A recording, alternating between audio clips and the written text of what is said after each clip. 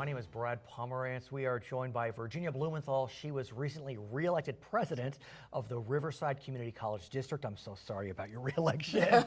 No, but it says a lot about you and your leadership. We know RCCD has been a very successful institution for really most of your tenure, indeed. How's everything going with RCCD? You know, at different times, better times? Well, and we have a new chancellor. Yes, Dr. Michael Burke, who is absolutely phenomenal. I think that the philosophy and attitude of our entire Riverside Community College District community has been one that while we've had setbacks, we refuse to be broken.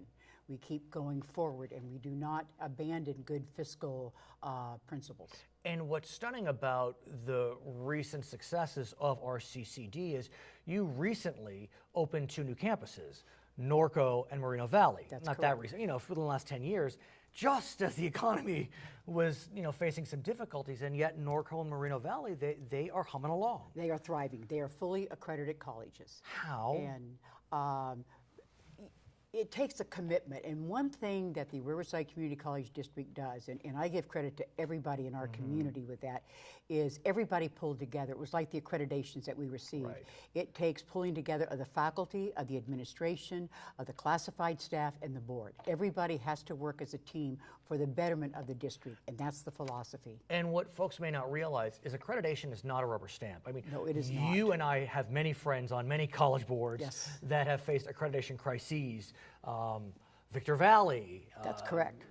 Cuesta College, San Francisco. I mean, real struggles. Well, they just completed accreditation evaluations of 55 community colleges, and out of those, only 7 received full accreditations. And Riverside Community College District had 3 of those 7 with Moreno Valley College, Norco College, and Riverside City College. Stunning. It is. How? Because we pull together as a like team, you said.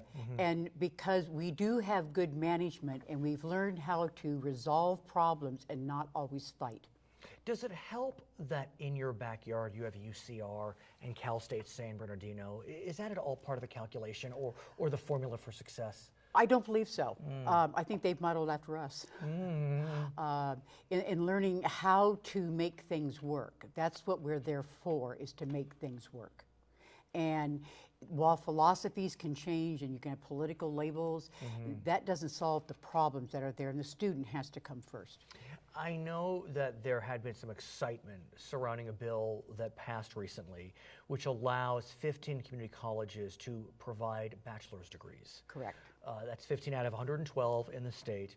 But when folks read the fine print, there's some trepidation about whether the program can be successful. What are your concerns, Madam President, with regard to the bill that did pass? I don't think that the bill that finally went through was meant for success. They are not allowing community colleges to give any degrees in any subject that is a bachelor's is offered by a California State University or by a University of California campus. Which to me, one could argue, I don't want to take a position per se, but this is a large, long state. If Humboldt, CSU Humboldt is offering a bachelor's in something, I don't think someone in Riverside is going to be able to access that. I'll give you a direct analogy. Please. Moreno Valley College, for example, we have a physician's assistance program out there. And the only place in the state of California that offers a bachelor's degree in the PA program is UC Davis. That's hundreds of miles away. That's correct. And under the current bill, Moreno Valley could not then offer. That is correct. I'll give another example. Please. We really would like to be able to offer a bachelor's degree in nursing. Right, Because it's one of your nursing, strengths. That's right. Nursing students need bachelor's degrees now in order to have employment. We are a highly underserved area. If Cal State San Bernardino and Cal State Fullerton maxed out the number of graduates, RN graduates that they could offer a bachelor's degree, they would come nowhere near meeting the need that we have. When you have a high need area, there is no reason why our students could not receive bachelor's degrees from Riverside City College. And when you think that UC Riverside just opened a medical school, it would make sense that you would be able to access more nurses. So you're not the only one making these pleas. Could it be that, like often happens, we will see fixes? We will see tinkering of the bill now that it's passed to try to address some of these concerns. I hope so. My fear is that it was not written for success.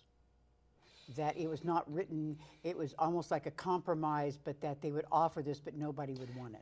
You know, the problem is 21, 22 other states have bachelors with community Absolutely. colleges. So, I mean, for California not to create a program to succeed, that's not very Californian.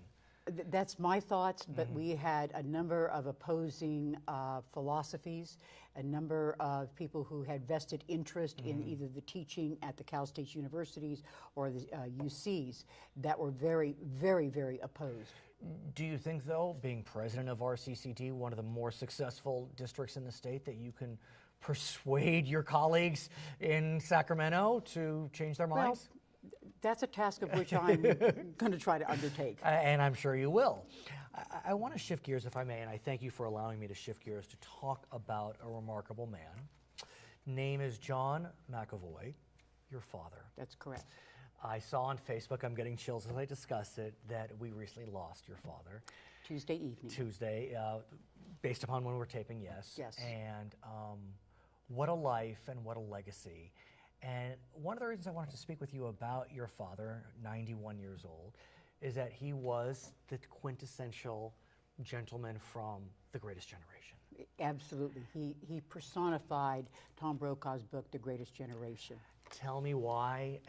My body's chilling all up and down. He passed away. He was 91 years old, Right. had been married to my mother, who's still alive, for Right. 69 and a half years. He was a high school dropout. Wow. He finished his high school through GED, lied about his age to get into the military to fight in World War II. Which was common back then. Very common. Is he from the Riverside area? No, he is actually from Massachusetts. Okay. He's retired military. He fought in several conflicts. In World War II, he was on the USS Franklin, which is the most bombed ship in World War II that still stayed afloat. It is the most damaged ship in the history of the U.S. Navy to ever make it home again. And Where was it? In the Pacific? in the Pacific, 50 miles off the shore of Japan. Got it. And it was only commissioned for 3 years, and it's still to this day the most decorated ship in the history of the U.S. Navy. It was an aircraft carrier, CV-13. They sent out 3,484 sailors to sea, and only 704 returned. And my father was one of those. On March 17th, 1945, my father was a gunner's mate, and at 0700 hours, he was relieved for breakfast mess. At 0707, a kamikaze came through. This is when all the planes were fully fueled and loaded with bombs, and dropped two 500-pound bombs onto this ship, and Mountain Number 7 exploded. My father not being there, was obviously not his time to go. The stories that come from that ship of heroism is absolutely amazing. It's the first time a chaplain had been awarded the Congressional Medal of Honor.